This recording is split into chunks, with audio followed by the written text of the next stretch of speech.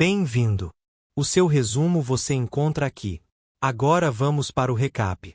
Acho que vou morrer aqui, assim como meu pai. Mas antes disso precisamos entender como chegamos nesse ponto. A história se inicia com a família real Grezekaia, que possui cabelos dourados radiantes como o sol, símbolo da família real, exceto por uma pessoa, que é a princesa Clarice. O cabelo rosa de Clarice foi herdado de sua mãe, que era apenas uma empregada doméstica. Assim que Clarice nasceu, sua mãe desapareceu sem deixar rastro. Clarice estava sozinha, e à medida que crescia, a corte real tornou-se cada vez mais rígida com ela. Hoje o tempo está extremamente agradável e quente lá fora, no jardim. Há a silhueta de uma garota escondida atrás do arbusto. Será que é essa menina? Observando atentamente 3 pedras no chão, está Clarice, a adorável garota, embora com uma aparência um pouco desleixada.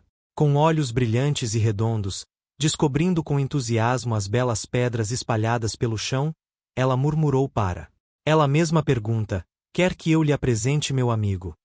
Mas atrás dela surge um pé, sentindo vagamente que algo está acontecendo.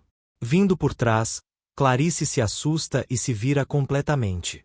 Dá de cara com seu pai e a rainha, junto com ela. O irmão de Clarice segura cuidadosamente a pedra que ela acabou de encontrar, levanta-se e furtivamente. Ela sai, preocupada, e pensa: normalmente eles não seguem esse caminho. Eu tenho que ir, senão vou ser repreendida de novo. As pedras rolam por um longo caminho e caem abertamente na estrada principal. Clarice suspira impotente. O que devo fazer? A garota de repente sai correndo para pegar a pedra, e ao mesmo tempo uma sombra se aproxima. De repente, Clarice esbarra em algo, sem conseguir reagir a tempo, cai. Deitada no chão, sua boca não consegue conter alguns gemidos. Acima dela, um grito alto a faz exclamar: congelada! Que diabos você está fazendo? O dono desse grito veio de um homem.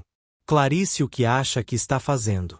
Obedientemente como um cachorrinho, ela se levanta rapidamente, abaixa levemente a cabeça e diz: sinto muito, irmão, me desculpe, vou ter mais cuidado. Antes mesmo de perceber, ele a atinge friamente com um tapa, fazendo-a cambalear para o lado. Sua boca grita agressivamente: ai! Tenha cuidado ao caminhar. Mesmo que Clarice esteja tremendo, ele continuava gritando alto: você está causando caos, sua mestiça. Mas irmão, não me chame assim, não somos da mesma linhagem. Como um verme como você, isso é realmente repugnante. A rainha, que estava por perto, não ouviu nada e teve que intervir para avisar o príncipe para parar. A criança realmente foi rude. Cometeu um crime imperdoável, mas você, como membro da realeza, deve sujar suas mãos por conta própria. O príncipe pareceu um tanto surpreso com a própria mãe. Certamente ele estava confuso sobre o porquê de ela estar apoiando tanto a garota. Esperava-se que, menos de 5 segundos, ela corrigiu as palavras e falava em um tom que não poderia ser mais sarcástico, se é que isso é possível. Caso ela esteja contaminada com germes, o que você vai fazer? Simplesmente culpar a Clarice por ela ser muito jovem? Após um tempo desse incidente houve um ataque coletivo por várias pessoas. Pouco depois, sem saber o que havia acontecido, a rainha foi decapitada. Bem na frente da garota, enquanto ela estava algemada e sentada na sala, aguardando sua vez. A rainha apressou-se a ir ao encontro dos seus ancestrais, a ponto de não ter tempo nem para fechar os olhos. Clarice apenas olhava a cena. Clarice se perguntava consigo mesma como seu irmão conseguia ser tão calmo. Ela não conseguia parar de tremer violentamente porque estava com muito medo. Tinha um medo extremo de ter que ir se encontrar com ele. O rei do inferno como a rainha, a garota soluçou alto, sua mente agora apenas fixada em uma coisa: que eu quero viver sem saber que a família real cometeu um grande erro contra esse homem de preto e agora terá que pagar uma penalidade terrível. O frio homem de preto. Ele apontou sua espada diretamente para o pescoço do príncipe no instante anterior à sua morte, e o príncipe repentinamente chamou: espere um momento. Ele virou friamente o rosto para Clarice e disse: mate essa mestiça primeiro. Quanto mais ele falava, mais Clarice entrava em pânico. Não tenho intenção de implorar por misericórdia, porém, a realeza deva ser a última a sobreviver, e não essa mestiça. Em segundos, o homem de preto revirou os olhos e olhou para Clarice, a garota, com os olhos marejados. Os olhos do homem de preto apenas gaguejaram e clamaram por ajuda, enquanto ele hesitava ligeiramente. Algumas emoções complexas surgiram em seus olhos. O que tiver que acontecer, acontecerá, disse ele, erguendo sua espada. Enquanto Clarice prendia a respiração, a garota fechou os olhos com força, preparando-se para receber o golpe, mas inesperadamente. Nada aconteceu sem nenhum movimento. Para a surpresa de todos, Clarice abriu os olhos e olhou para cima ao mesmo tempo que o pescoço do irmão ao lado dela jorrava sangue como o mar vermelho. O bem realmente triunfa sobre o mal.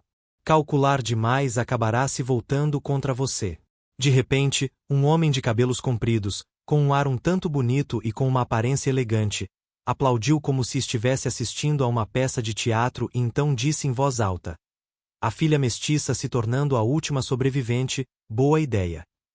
Então ele se virou para perguntar ao homem de preto: não é mesmo, irmão? O homem de preto permaneceu em silêncio. Ele parecia estar planejando algo em seu coração. Bem, o entretenimento já é suficiente, então vamos terminar. O cheiro de sangue está aumentando, então quero sair daqui rapidamente. De repente, o homem de preto baixou a espada e disse: Vossa Alteza. Ele parou seriamente diante de Clarice e disse: não podemos matar essa princesa. A princesa Clarice ficou boquiaberta, incrédula com o que ouvia. Então, a garota ainda tinha uma chance de viver. Sua Alteza também ficou chocado ao ouvir o homem de preto anunciar isso. Ele apontou para Clarice e disse seriamente: o quê? Você está dizendo que sente pena dela? É por isso que o homem de preto que colocou a lei nacional do país declarou em alto e bom som que não, Vossa Alteza, de acordo com o artigo da lei imperial. Ninguém com menos de 18 anos pode ser executado, visto que esta princesa ainda não tem essa idade. Ela não completou 18 anos e não pode ser executada, perguntou friamente Sua Alteza em resposta. Dizer que devemos manter viva a família real da nação derrotada para defender tal lei. Peço desculpas a você, Alteza, mas não se trata de uma lei qualquer. Nenhum rei na história jamais violou esta. O rosto de Sua Alteza congelou-se e ele franziu a testa e disse: eu sei que isso é difícil para você, mas não esperava que chegasse a esse ponto, mesmo que a realeza. A linhagem sanguínea é misturada com sangue plebeu. A realeza ainda é realeza, este é o último remanescente. Membro da família real, Sua Alteza já havia abordado Clarice com veemência. Olhou nos olhos de Clarice e afirmou com confiança que esse pequeno problema cresceria no futuro e seria muito difícil se um plano legítimo de vingança foi formado. O homem de preto parecia sem palavras. Essencialmente, ele não conseguia prever o que o futuro reservava ou em que Clarice se transformaria, mas antes que ele pudesse responder, Clarice já havia encontrado uma maneira de sobreviver. Ela mesma declarou em voz alta: eu não farei isso. Eu não me vingarei, disse ela, junto com o homem. O cavaleiro e Sua Alteza observavam atentamente cada movimento da garota, com lágrimas nos olhos. Clarice contou aos dois à sua frente. Como disse o príncipe, sou mestiça, como poderia buscar vingança com isso? Aparência, eu não posso fazer isso. Se você me deixar viver, eu viverei como se estivesse morto de verdade. Diante do apelo lacrimoso de Clarice, Sua Alteza não se comoveu. Deu um sorriso irônico e disse que era estranho, levando as mãos à cabeça em frustração e murmurando: por que esses mestiços sempre se agarram a mim? O cavaleiro permaneceu em silêncio. Inesperadamente, um segundo depois, Sua Alteza. Ele disse: faça como quiser, e essa declaração deixou Clarice boquiaberta. Sua Alteza se virou para sair, sem se esquecer de acrescentar: deixarei que ela viva até completar 18 anos, como desejar, mas em troca vocês a levarão para a liteira. Os guardas obedeceram à ordem e rapidamente destrancaram as algemas de Clarice. De repente, uma mão. Ele estendeu a mão em direção a ela. Era o homem de preto. Sua ação não se resumia a estender a mão. Uma mão estendida a Clarice, oferecendo-lhe também um farol de esperança para toda a sua vida. Inconscientemente, Clarice agarrou a mão áspera dele. Ela ainda não conseguia acreditar que o homem estivesse vivo, mas Sua Alteza. Ela ainda não tinha ido embora, quando ele falou inesperadamente de novo. Mas não se esqueça dos 18 anos dela. No aniversário dela, a cabeça deve ser decepada e apresentada a mim na capital do reino. O homem de preto agora, sentado no escritório, parecia um tanto cansado. De repente, uma voz veio de fora. Seu vice, Quentin, chegou. O homem de preto permitiu a entrada de Quentin, que rapidamente fez uma reverência e cumprimentou. Parabéns pela vitória, Duque Maximilian. Sua Majestade expressou seu pesar. Ele não ira comparecer ao banquete da vitória e já retornou. Maximilian explicou que o banquete já havia terminado. Não pode ficar sem vigilância por muito tempo. Você veio transmitir esta mensagem, Quentin? Respondeu apressadamente que não. Na verdade, eu vim discutir outro assunto. Ouvi dizer que você está trazendo a princesa para o Sheridan. De repente, Quentin apertou as mãos. Por trás dele, adotando uma postura muito mais séria do que segundos antes, declarou em voz alta: serei direto. Me oponho a levar a princesa e perguntou Maximilian, curioso, a Quentin, qual era o motivo. Ansiosamente, Quentin respondeu: como você pretende criar essa criança em Sheridan? Com o queixo apoiado na mão, respondeu sem rodeios: não vejo problema nenhum. Você acha que Sheridan? Não havia dinheiro nem mão de obra suficientes para criar uma criança tão pequena. Não ficou claro qual era a expressão de Quentin naquele momento. Mas um raio pareceu atingir sua mente. Ele bateu com raiva na mesa, abandonando as formalidades, e gritou: que frustrante, não era isso que eu queria dizer. Vossa Excelência, ouça com atenção. Você pode não saber, mas crianças são adoráveis, extremamente e incrivelmente adorável. Maximilian, completamente confuso, perguntou a Quentin, por que isso é um problema? Quentin, sentindo-se impotente, só conseguia gritar de frustração.